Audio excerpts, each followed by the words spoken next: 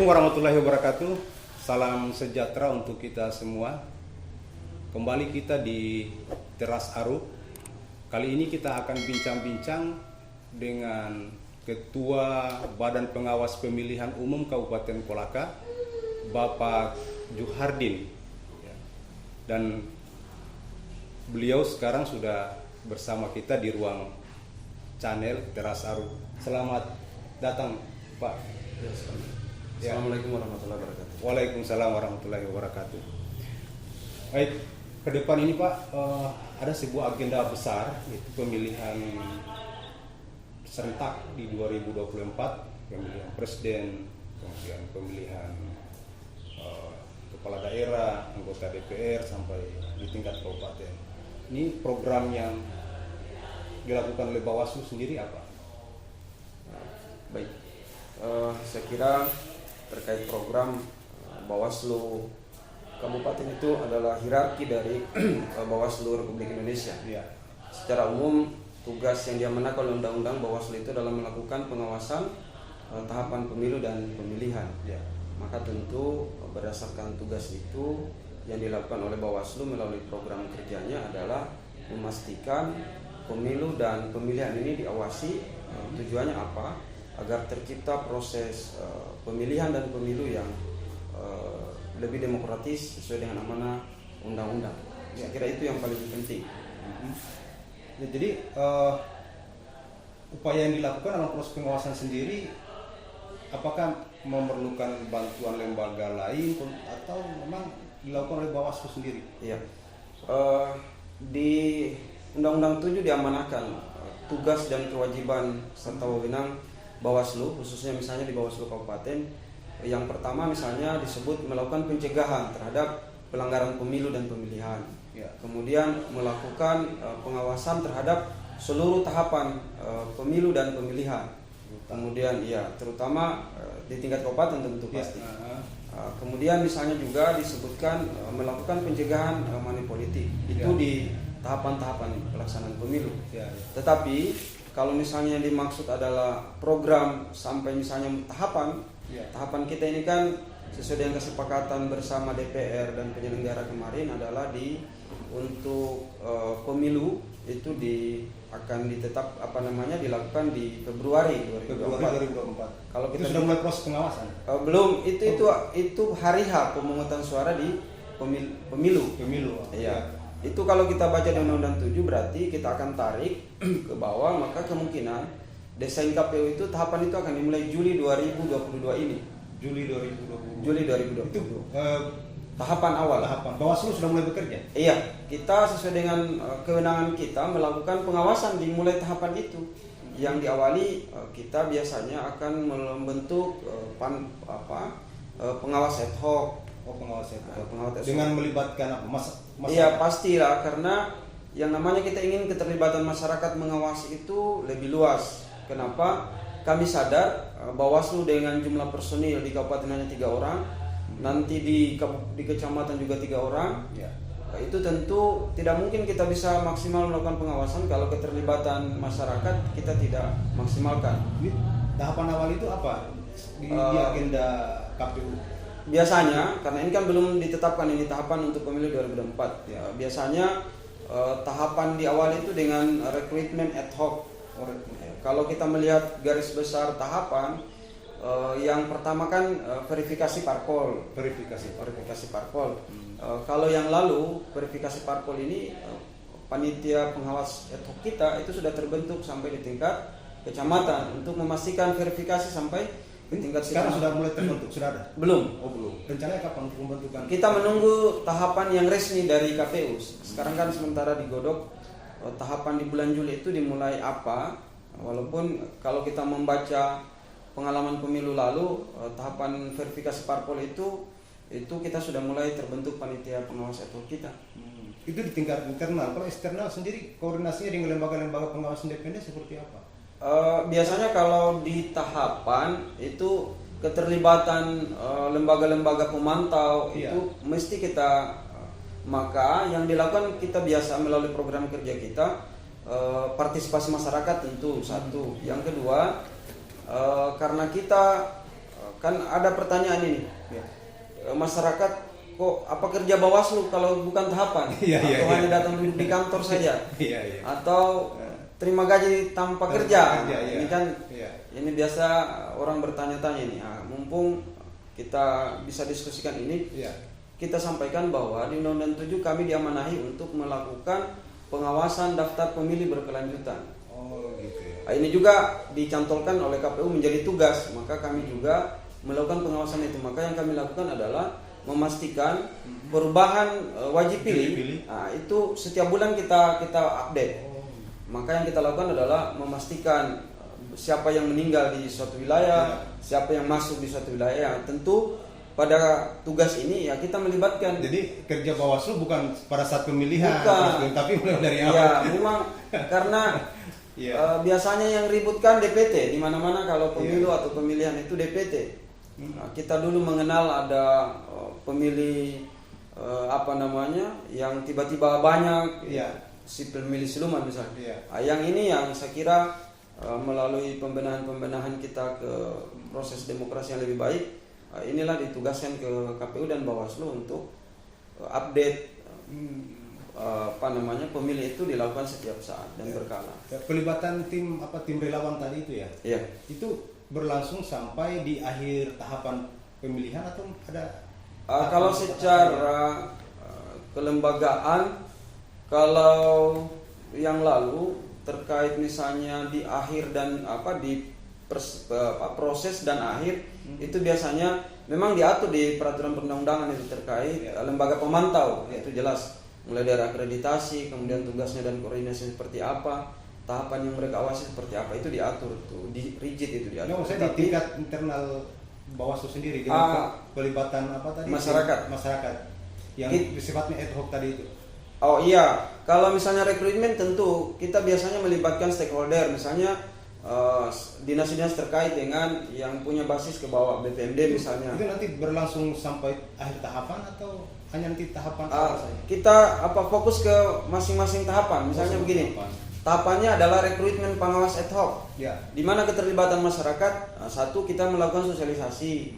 Yang kedua, biasa kita undang stakeholder untuk kita buat diskusinya dalam bentuk misalnya kami buat pokja, kelompok kerja, untuk memastikan orang-orang yang kita rekrut ini orang-orang yang punya kapasitas dan kapabilitas yang memadai. Jadi kita libatkan mulai dari perguruan tinggi, dari LSM, OKP, untuk memberikan kita masukan. Itu biasanya kita lakukan rapat koordinasi, judul-judul seperti itu yang kita lakukan. Selama ini yang biasa paling krusial dihadapi oleh Bawaslu sendiri dalam proses tahapan pengawasan pemilu itu di tahapan mana? Kalau kita bicara krusial sebenarnya semua tahapan sih, tetapi ada yang sesuai dengan tugas kami melakukan pencegahan dan penanganan pelanggaran itu ya di pelanggaran pemilu pasti. Pelanggaran pemilu itu biasanya kita sudah berurusan dengan money politik.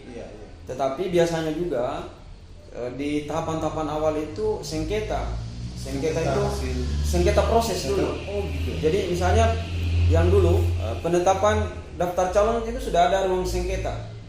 Penetapan parpol peserta pemilu itu sengketanya bisa dari RI sampai ke bawah kabupaten itu. Kan misalnya yang dilakukan oleh penyelenggara di sebelah tidak profesional itu ruang-ruang sengketa ada. Itu setelah Bawaslu melihatnya setelah ada misalnya temuan seperti apa, ini prosesnya ke tahap apa? Jadi kalau sengketa, ini kita bicara sengketa dulu belum penanganan pelanggaran. Kalau sengketa itu kan jelas objeknya materinya apa, misal terkait dengan keputusan KPU untuk menetapkan calon peserta pemilu, itu sudah mulai ada sengketanya. Atau ada nama orang atau nama calon yang tidak di cover oleh partainya, itu juga ruang-ruangnya ada. Bawaslu berarti apa? Rekomendasi pembatalan atau rekomendasi? Kita melakukan sidang, ada namanya sidang adjudikasi terkait dengan sengketa. Jadi dari sana sebenarnya kalau tahapan yang krusial ya itu maka yang kita lakukan adalah melakukan pencegahan dini. Kami beberapa yang dilakukan apa? Pencegahan misalnya kita koordinasi dengan KPU supaya cermat melakukan verifikasi misalnya. Yang kedua, melibatkan partai politik. Kita punya sistem untuk melibatkan parpol terhadap sengketa ini agar mereka mengakses itu melalui sebuah sistem aplikasi. dan itu kita sosialisasikan ke partai politik. Ada aplikasi khusus. Ada. Sengketa namanya. Yang dimiliki oleh Bawaslu. Bawaslu. Jadi misalnya ketidakpuasan peserta pemilu terhadap proses yang dilakukan oleh penyelenggara bisa dilakukan melalui sengketa. Kan sengketa itu ada sengketa parpol dengan parpol, parpol internalnya ada sengketa di dalamnya, atau parpol dengan penyelenggara. Ya, ya. Nah, itu sengketa yang kita punya kewenangan untuk melakukan sidang. Termasuk di pemilihan kepala daerah, misalnya tingkat lokal. Bisa saja kalau misalnya terkait dengan penetapan. Oh, iya. Misalnya terkait dengan administrasi kan SKKP itu banyak bentuknya. Iya, iya. Dan itulah objek sengketanya adalah sengketa terhadap SK yang dikeluarkan oleh KPU. Saya kira itu. Tapi yang paling biasanya Bawaslu bukan kita sebut sebagai tapi tugas Bawaslu yang paling berat sebenarnya di penanganan pelanggaran. Ketika ada pelanggaran, kita proses. Ya. Nah, itu biasanya riak-riak sudah mulai muncul. Apalagi kita di pilkada, ada kepentingan yang tidak tersalurkan, ya itu muncul. Kasus lalu misalnya KTP ganda, kemudian money politik. Ini disidangkan oleh Bawaslu. Kan beda penanganan pelanggaran itu. Kalau penanganan pelanggaran nanti akan kita lihat objeknya itu kemana. Kalau pelanggaran pidana, maka ruangnya ada Gakumdu. Kan Gakumdu itu melibatkan ada jaksa, ada kepolisian, ada Bawaslu. Oh, gitu. Kalau pidana. Iya. Kalau dia pelanggaran administrasi lain, misalnya kita cukup rekomendasi, misalnya terkait dengan keputusan diberikan oleh KPU, kita rekomendasi. Tapi kalau pelanggaran lain, misalnya keterlibatan ASN, perangkat desa, ini ada rekomendasi ke yang berwenang, ke pemerintah daerah. Iya, kalau misalnya dia ASN, ya pembina pejabat kepegawaian, dan itu bisa sampai ke ASN itu kalau rekomendasi kita. Tinggal kita lihat nanti pelanggarannya ini berbentuknya seperti apa. Mau apa dia pidana, atau pelanggaran administrasi, atau pelanggaran lainnya. Untuk pendidikan politik sendiri, misalnya hari ini kan banyak masyarakat kita yang belum paham tentang bagaimana melaksanakan penyaluran hak politiknya, kan, kemudian khususnya di tingkat usia pelajar, ya. Ada apa upaya program pendidikan politik ke itu kelompok-kelompok? Ya, jadi kita malah bukan di tahapan. Sebelum tahapan itu kita sudah punya program, misalnya ada namanya Go to School. Kita masuk ke sekolah-sekolah. Go to Campus juga ada. Untuk memastikan bahwa pendidikan politik ini sampai ke halayak. Termasuk ke kelompok-kelompok marginal. Misalnya kelompok yang punya kelainan khusus. Kita harus jangkau itu, memastikan bahwa mereka paham. Maka biasanya mereka punya hak pilih. Iya. Atau apa yang di program materi apa yang di? Iya, kalau misalnya contoh Go to School kan kita sasaran pelajar berarti pemilih pemula nih. Pemilih pemula. Yang pertama kita yakinkan bahwa pemilih pemula itu adalah punya hak pilih dulu. Yang kedua barulah kita berikan gambaran bahwa pemilu itu penting untuk demokrasi yang lebih baik, untuk masa depan Indonesia lebih baik, yang seperti itu. Termasuk semua OKP. Jadi kami Bawaslu itu sudah banyak program yang kita lakukan. Di setiap bulan ini ada kegiatan kita, walaupun pandemi, ada rapat kantor kita dengan menerapkan protokol pastinya untuk mengundang tokoh-tokoh masyarakat, OKP, kemudian Ormas. Itu berkala kita lakukan itu. Jadi kita undang untuk kita sosialisasi terkait dengan tugas yang pasti terkait tugas Bawaslu, dan lebih jauh dari itu adalah menata demokrasi dan pemilu yang lebih baik. Itu berkala sih kita lakukan. Program yang untuk waktu dekat ini apa yang dilakukan oleh Bawaslu? Kita sementara mendesain untuk sebelum tahapan ini kegiatan koordinasi sih, masih berbentuk koordinasi dengan stakeholder. Misalnya kejaksaan dan kepolisian. Kemudian yang kedua, kita lagi mendorong keterlibatan parpol agar aktif ini dalam tadi yang saya cerita terkait proses sengketa, supaya mereka paham, tahu tata cara sengketanya seperti apa kebutuhan untuk diajukan sengketa dan lain sebagainya. Itu kita dalam 1 bulan ke depan mungkin itu yang kita akan garap. Ini kan yang paling penting adalah bagaimana mengantisipasi keterlibatan anggota Bawaslu sendiri masuk pada ranah politik dan sebagainya. Kan politik praktis banyak kan di daerah lain itu anggota-anggota Bawaslu yang kemudian harus berurusan dengan lembaga hukum ya. Ini apa yang dilakukan ini oleh untuk anggota Bawaslu? Betul. Jadi itu tidak bisa kan sebenarnya sejak kita disumpah kita itu diminta untuk profesional, menjaga integritas. Yang begitu kan itu mutlak itu, karena kita sebagai penyelenggara harusnya berada pada semua pada posisi netral pada semua kelompok kepentingan. Tetapi bahwa di banyak tempat juga kita menemukan kasus-kasus seperti itu, saya kira kembali ke pribadi. Tetapi bahwa memang kita secara berkala, khususnya di internal kabupaten kita itu menanamkan betul itu integritas itu penting. Kenapa? Bagaimana kita mau menyelenggarakan sebuah proses kalau di dalam proses itu sendiri kita adalah bagian dari masalah. Kita kan ingin menyelesaikan problem, tapi kok kita menjadi bagian dari problem itu sendiri. Ini saya kira kalau program kami di kabupaten itu setiap bulan ada rapat pekanan kita untuk memastikan teman-teman. Kan biasanya masalahnya kan begini nih. Bukan komisioner, kadang staf yang main. Nah, ini yang kita ingin menjaga betul itu. Sehingga kita, dan itu kita buktikan di pemilu dan pilkada yang lalu. Yang kontestasinya agak besar kencang, Kita betul-betul kita ingin tegaskan bahwa kita berdiri di tengah, kita tidak pada afiliasi, walaupun kubu A menyatakan kita di B di A, itu biasalah dalam proses politik.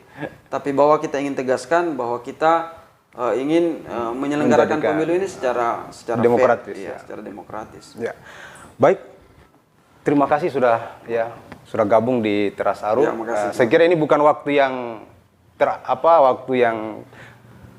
pertama ya, mungkin masih kita akan diskusi lagi tentang bagaimana pengawasan pemilu ke depannya. Siap. Mungkin setelah akan memasuki tahapan pelaksanaan pemilu 2024. Sebelum ditutup, saya ingin berpesan begini ke halayak masyarakat seluruhnya. Tahapan pemilu ini di depan mata, yang pasti kita ingin memastikan agar kita menjadi bagian proses demokrasi yang lebih baik. Oleh sebab itu, kami dari Bawaslu menghimbau partisipasi masyarakat. Tahapan di depan mata ini adalah rekrutmen pengawas ad hoc. Kita berharap keterlibatan semua elemen ketika kami melakukan seleksi dan lain sebagainya. Keterlibatan semua elemen, sehingga dari perguruan tinggi, dari ormas, dari kelompok-kelompok masyarakat untuk memastikan yang terpilih itu adalah yang terbaik di Kabupaten Kolaka.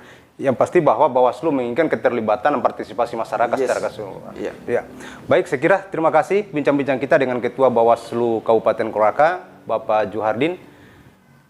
Demikian, Assalamualaikum warahmatullahi wabarakatuh. Waalaikumsalam warahmatullahi wabarakatuh.